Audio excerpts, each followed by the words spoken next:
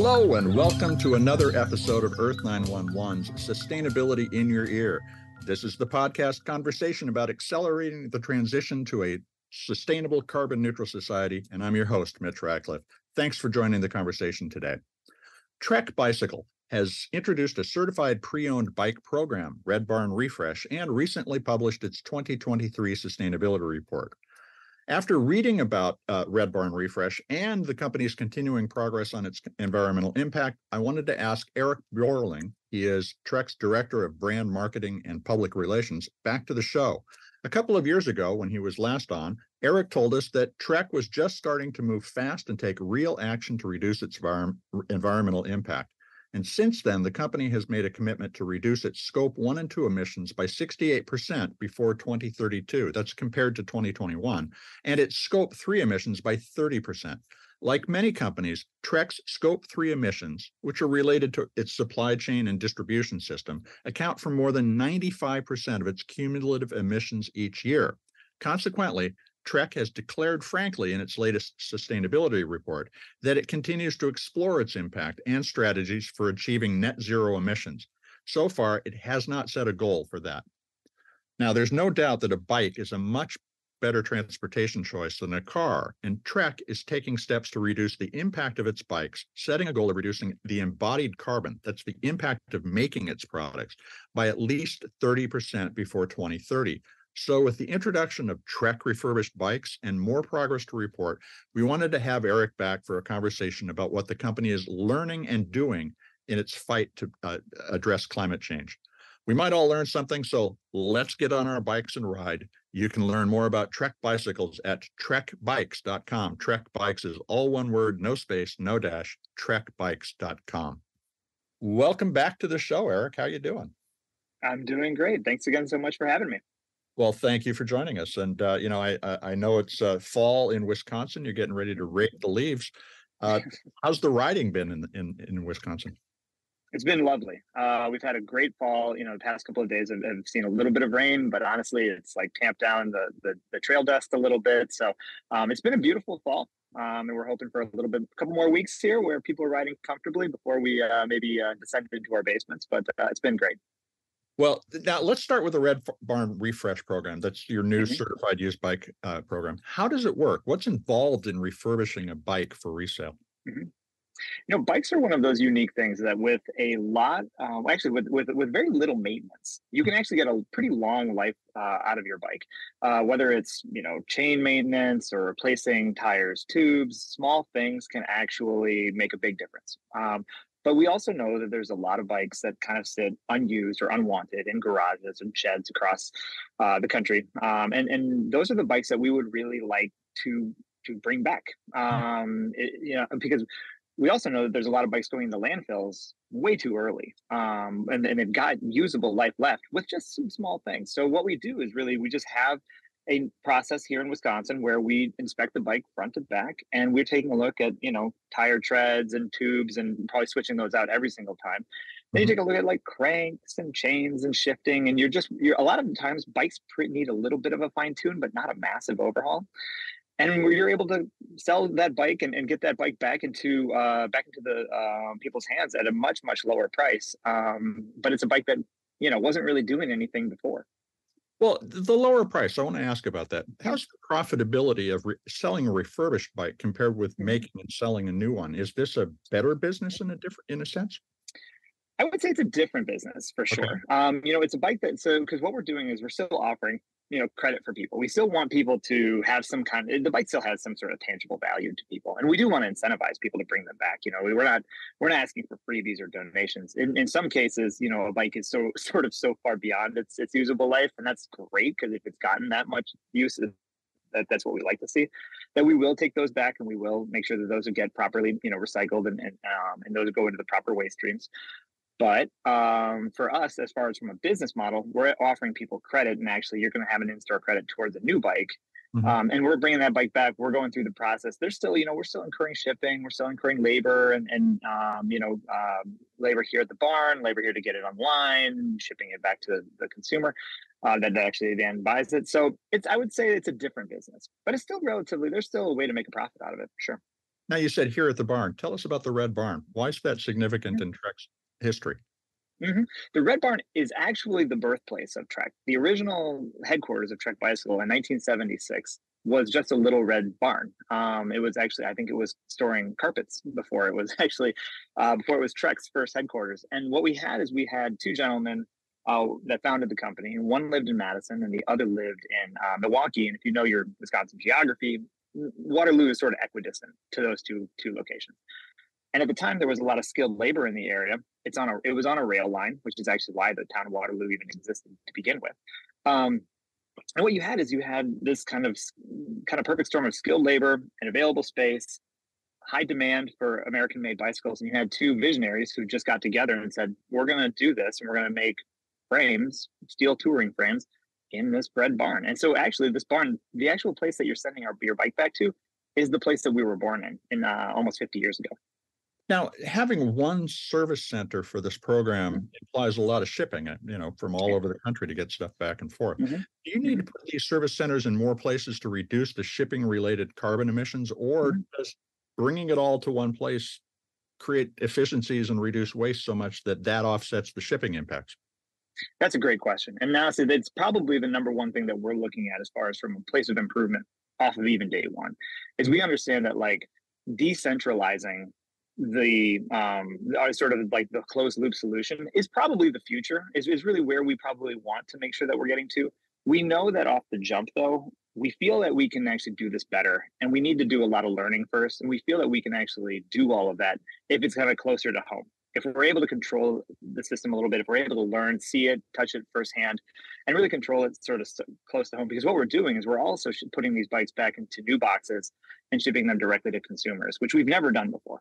That's a completely new process for us.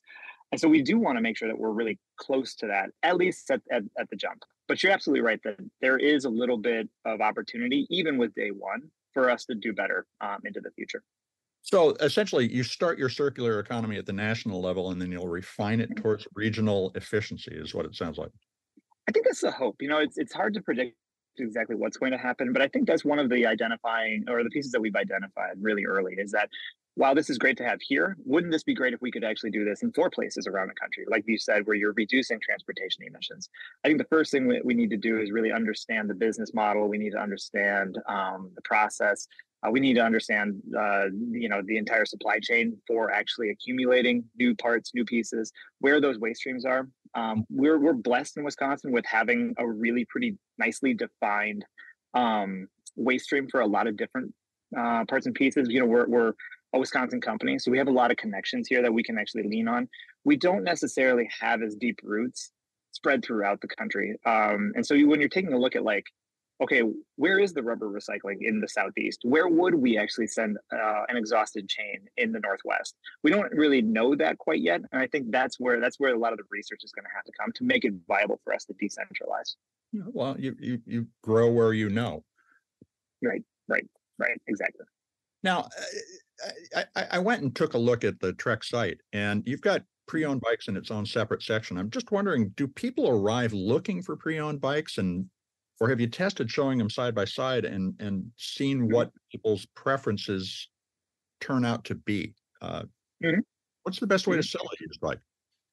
Yeah, that's another great question. We're actually learning as well.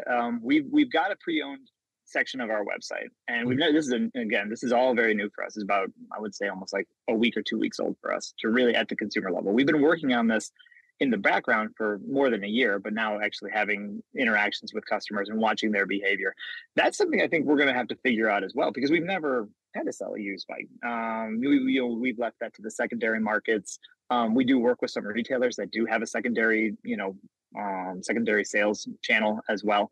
But it's not necessarily something we've wholly owned yet. So there is definitely a subset of customers. And I watch this in my own life. I mean, my 13-year-old daughter is very comfortable buying consignment brand name clothes. That's not necessarily something I think that maybe generations before would have actually been as open to. So we know that there are customers, and there are a subset of customers that are actually looking for pre-owned first, whether it's price, whether it's availability, or whether it's just the sustainable nature of something that's already been pre-owned. I think there's a lot of different motivations, and I think it's one of those emerging markets that we're hopefully kind of going along with. But I think it's really been really interesting. We still obviously are going to see people that are coming to our website to research new product. And I think what we're going to do is we're going to actually allow people sort of to discover the fact that there are other options. And there's a lot of bikes that we have made in the years past that we don't, that we've either discontinued for certain reasons that have little miniature cult followings. And I think the website is going to be really dynamic because it's always going to be ever changing. If you come to look at road bikes at, on trekbikes.com in March, it might not change that differently than if you come back in June or July.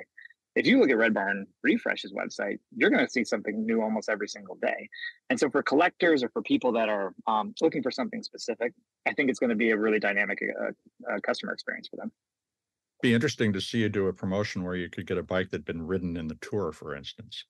Well, that possibility is absolutely there.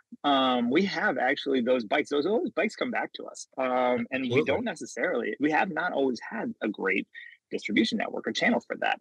Well, now we do. We have show bikes. We have bikes that come in as samples. We have bikes that come in as ideas, and or for one reason or another, we don't necessarily love the color or something, and it's now we have a place that we can actually put that. And as you point out, we have a lot of bikes that get raced professionally that don't necessarily have a home at the end of the season. Those are going to come back to Wisconsin, and more often than not, they are going to be going into Red Barn Refresh. So if you are someone who really is into racing or professional cycling, competitive cycling, you could absolutely find yourself buying a bike that was ridden in the Tour de France. Well, that would be a lot of fun. I want to turn to your sustainability report. The company, you guys are honest. You say everything comes with a carbon footprint, but you're working to reduce it by 30%. And just to give an example, Marlin currently weighs about 256 pounds. In terms of, or not weighs, but the carbon footprint is about that much. And if you're successful, you're going to reduce that by about 80 pounds. What's involved in reducing the carbon footprint of a bike by that much? Sure. I think when we're looking at that, there's a lot of things that we can do that we own. We can put our retailers or our own stores on renewable energies. You can really look at the scope 1 and 2, direct emissions. I think the biggest opportunity we have as a company is located in the supply chain. It's like a lot of manufacturing companies. It's located in the scope 3 emissions. And those aren't the emissions that, we create, commuting or shipping product. That really comes into like emissions that we order other people to make on our behalf. And unfortunately, a lot of companies skip over that because it's typically where most of your emissions are. It's also where the hardest work it has to be done because you're working with suppliers, you're working with vendors, you're working with a lot of people who don't necessarily, maybe they don't share your vision, or maybe they don't share your business model, or maybe they don't feel as, responsible, or you have they have little accountability to you. We're in an enviable position within our industry and within our marketplace where we can actually make specific asks of our vendors. We can work really closely with our suppliers. We're a company that asks a lot, but we're also a company that offers a lot to our vendors and suppliers. So you take a look at like, how do we reduce 30% across a macro scale, an entire product line? And we're looking at there's like kind of small changes that we can do about, okay, we're not gonna air freight anything anymore. We're going to make sure that we focus on ocean freight. This is something that Apple talked a lot about too in their most recent environmental report. Is really the difference between ocean freighting and air freighting. And then what we're really looking into right now is actually where can we get, or how can we get as an industry to a more like circular supply chain at the very virgin material level.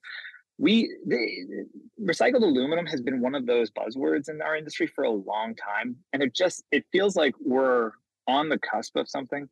But I'll tell you, if you could get to low carbon emissions, like if you could get to hydro-powered aluminum manufacturing, or you could get to wind-powered aluminum manufacturing, you can get away from like coal-fired or fossil fuel, that would change the entire, not just Trek, but that could change the entire industry. If you got to recycled aluminum, which would be even better, we would probably beat our targets actually much quicker by just focusing on the way that the aluminum is extracted and refined. And so that's one thing that we're really focused on. Well, and you've mentioned the closed loop a couple of times as we talked already. The sustainability report is clear. The real challenge with the aluminum recycling is sorting the specialized aluminum apart from the regular aluminum that's in whatever scrap stream that you're talking about. Right. Are you looking at closed loop approaches, not just to the materials in the bikes, but the batteries and your clothing? Absolutely. So, I mean, batteries are one of those things that are kind of, again, becoming very similar to like an aluminum, where it's really becoming a really big part. I don't know if a few years ago if the industry even realized that lithium ion was going to be such an incredibly powerful part of our supply chain. And it is, because electric bikes have really become such a growth market and such an important, part of every business within the bike industry is now, relying on the growth of e-bikes really to grow, business and to grow the market. And that also comes with its own set of challenges, because you have things like lithium ion, you have an end of life for batteries that you really do need to consider. We have a really great partner in that. And, the great thing is we work with a lot of companies whose lithium ion is really, it's very well refined. Our batteries are lasting, the batteries are going to last for a very long time. So I think there's like this vision that, oh no, there's going to be this glut of e-bike batteries, that are going to go dead, soon enough. I don't think that's necessarily the case. I think the market's going to mature. You're going to see that, but I don't think you're going to see that for quite some time. There is a really nice closed loop solution for that. But getting back to like the beginning of like how the materials are extracted, I think that's something that every single company within our industry is really going to have to take a hard look at for us to really make the changes we need to make. Well, tell us about the e-bike battery recycling program that you developed too, because I think that's important for people to understand that there is already a local option. This is one of the things where I think actually a lot of times, you have some companies in industry that are actually ahead of the marketplace in something. We don't have a massive demand right now for battery recycling. We know that we will have one. And so we've actually, there's a great partner, Call to Recycling, which is a really great company nationwide that does a lot of different kinds of recycling. They took a look at the e-bike battery, opportunity and said, I think that we can offer something to the industry. So we've actually partnered with that company specifically. So you can go into any Trek retailer, whether it's a Trek store, or whether it's your local bike shop, or whether it's any bike shop that sells Trek, bring that battery back. All you have to do is just leave it there. We will take care of it from there. And so every one of our stores has become essentially an e-bike battery recycling center. How far do you think overall you can take the reduction in carbon intensity of a bike manufacturing? Can we go 50, 60, or 70% at some point? I think at some point, and especially for some models, I think you're going to be able to see that. We know that like 30% is going to be on our macro scale. So some bikes we are going to struggle to get 10% or 15%. But we know that on other models, like if we can get to a low carbon aluminum process, or we can get to a recycled carbon process, we actually could get to much deeper numbers than 30%. We're taking a look at 30% as like that's going to be a number that we're going to examine ourselves on the entire scale. And so we know that there's going to be bikes that are just lower hanging fruit that offer more opportunity. But I think you're taking a look at things like an entry level mountain bike, like a Marlin, actually offers probably a really good opportunity for us, because if we can get to lower carbon aluminum, and if we can actually take a look at where the tires are sourced, or where other parts and pieces, it's actually a relatively simple product for us to manufacture, but we manufacture a lot of them. It's our most popular model by sales volume. And so what we're doing there is, if we can actually change that bike, we can get to more than 30% on just Marlin, we're already pretty well down the path, and we're going to learn a lot of things that we might be able to put into other products that we're making. Now, the sustainability report says that you're continuing to gather information and analyzing it so you make a net zero commitment. The question I have as I listen is net zero the right goal? Are you looking for low carbon bikes, or in the long term, even going further and drawing down historical emissions?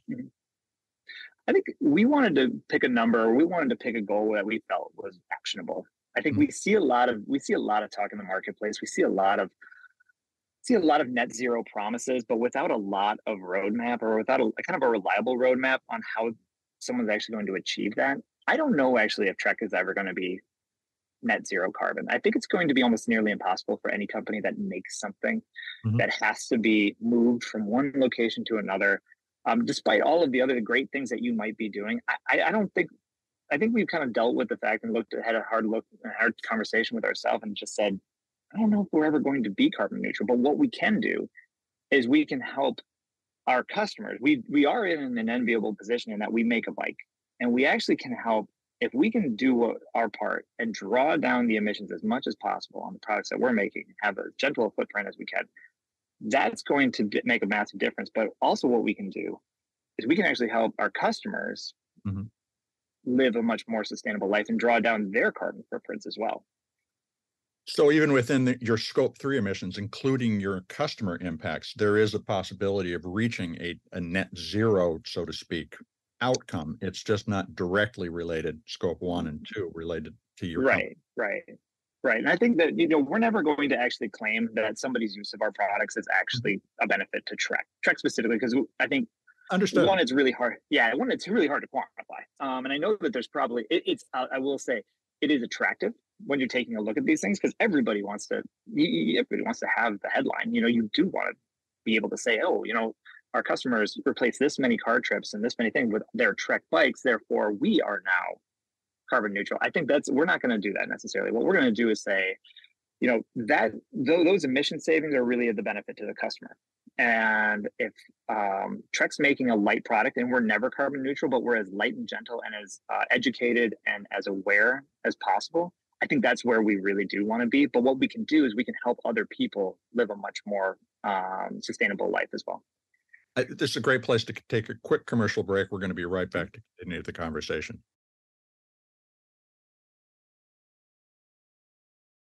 And we are back to talk more with Eric Bjorling. He is Director of Brand Marketing and Public Relations at Trek, about the bike maker's work to reduce its environmental impact.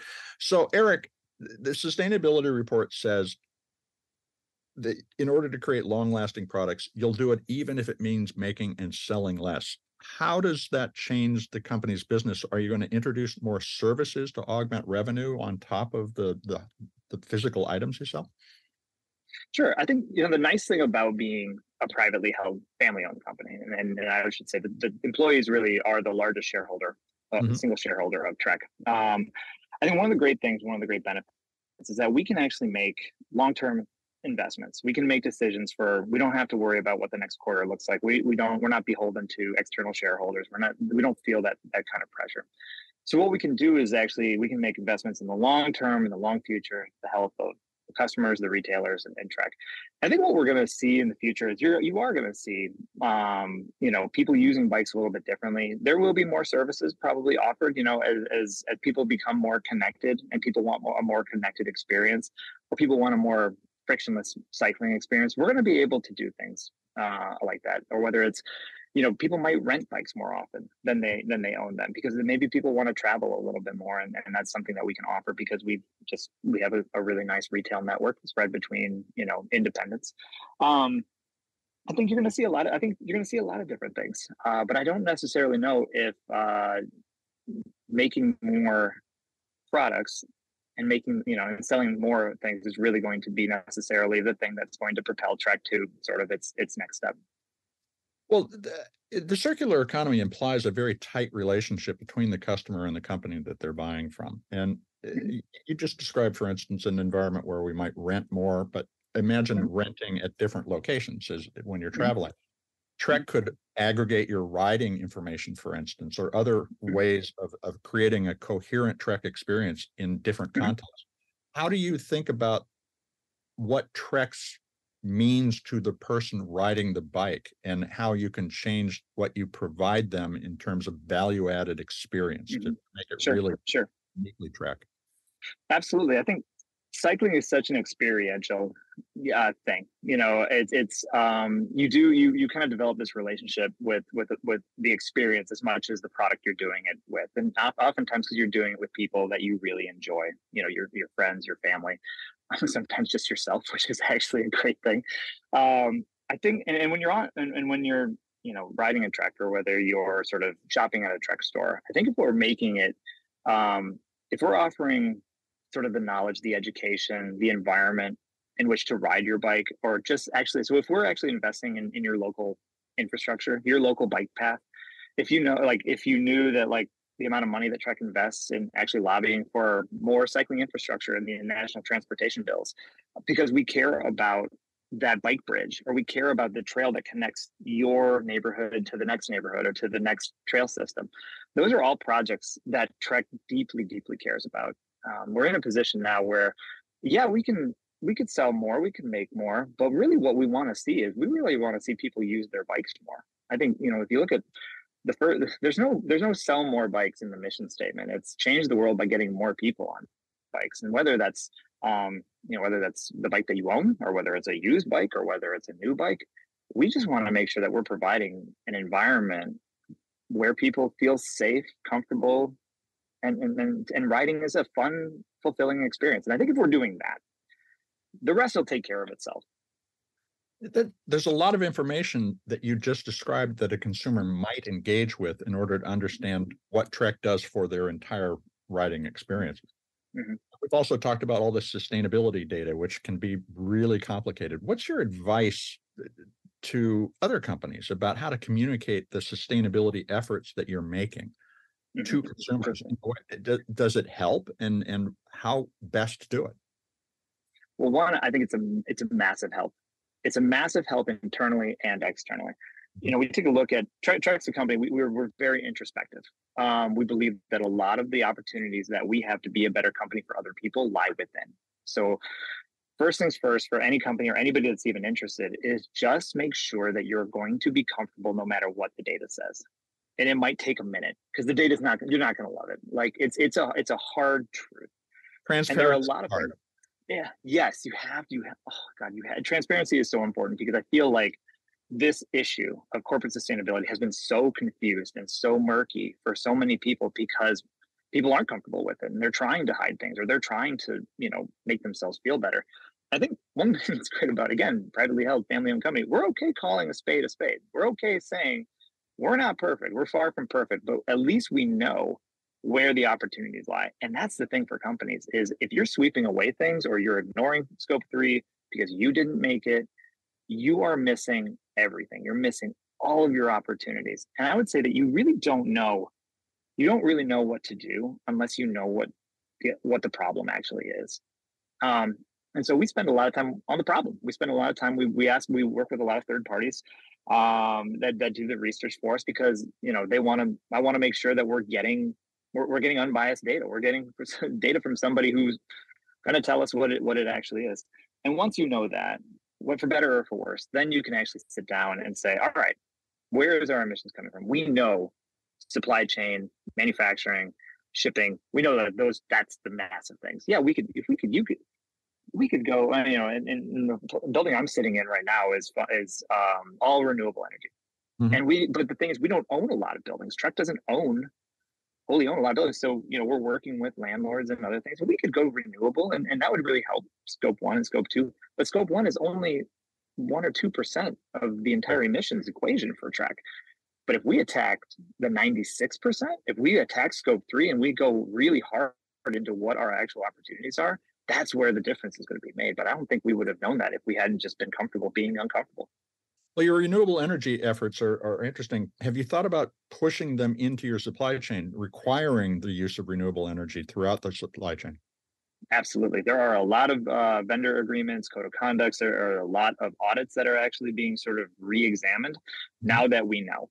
I don't know if we would have taken as hard a stance, or we would be on the mission that we're on, if we had just swept scope 3 away, or we said that's not our responsibility. But by taking that responsibility, we can actually then come up with solutions, and we can actually work with our vendors and say, no, actually, these are some of the new requirements. And again, Trek is in a position where, we have a very good place in the marketplace where we can actually go and say, we need to take a leadership role on this. This is a responsibility that we have.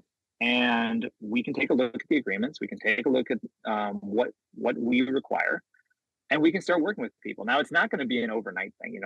We can't just tell them, we just can't tell partners, suppliers that you have to do this tomorrow, or, you have to work with them. It has to be a process. But it's a mission that they need to understand, that means everything to us, and that we're inviting people to come along with us.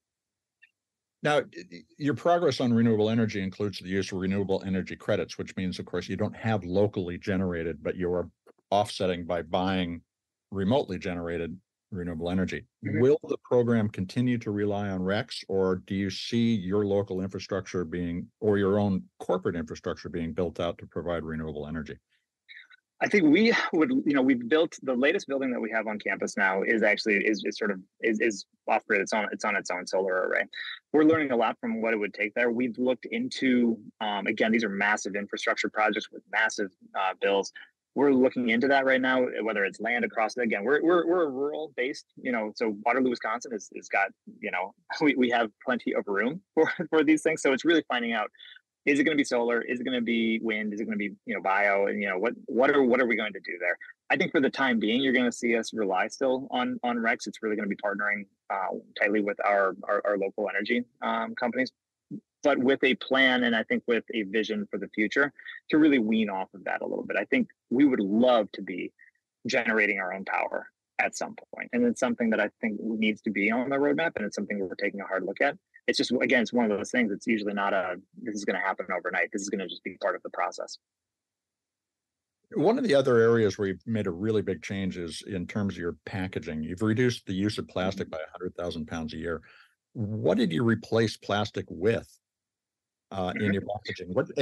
And I ask this partly because I'd like to be able to make recommendations to other companies that send me stuff about what to use. What did you guys do?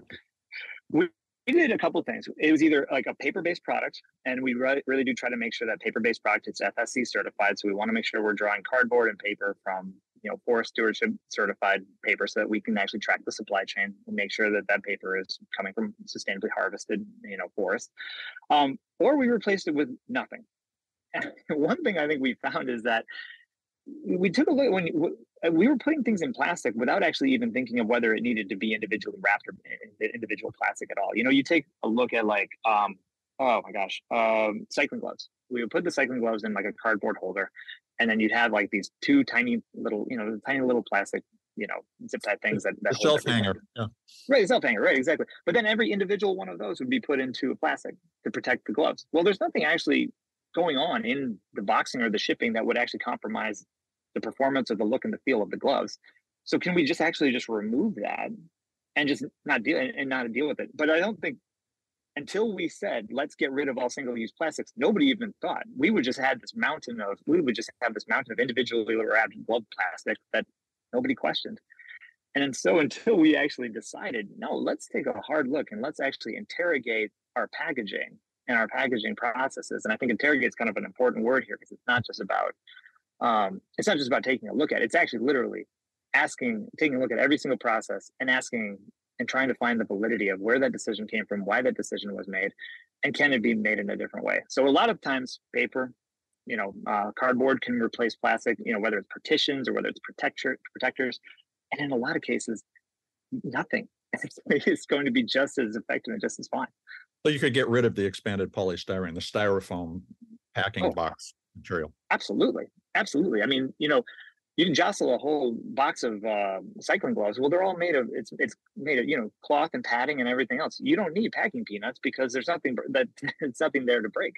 Again, but it's until you take a look at that, and this is not throwing shade at any company or any supplier that does this, because they're just doing what they think is the best thing. But stopping, asking, looking at yourself, looking at the process, looking at the thing, and just saying why, it actually can make a massive difference. Now, your clothing is also made with a fabric produced using recycled PET bottles. Mm-hmm. You're talking about doing recycling of your clothing. How is that investigation going? That one is really, really tough. We have not necessarily found the waste stream that we're really looking for yet on, the lycra and sort of the material that it's made of. We really feel like we're on a good path with the very beginning of that. We did find a really great material. We found a great supplier. We found a great packaging supplier. Clothing is one of those things you do want to make sure that, because clothing can be compromised in shipping, and nobody wants to buy a dirty jersey. That's just period. But we were able to find a really great supplier that actually makes, they're called glassine bags, if anybody's interested. These glassine bags are actually completely, they can go right into the recycling. They're almost like paper-based, but it's fantastic.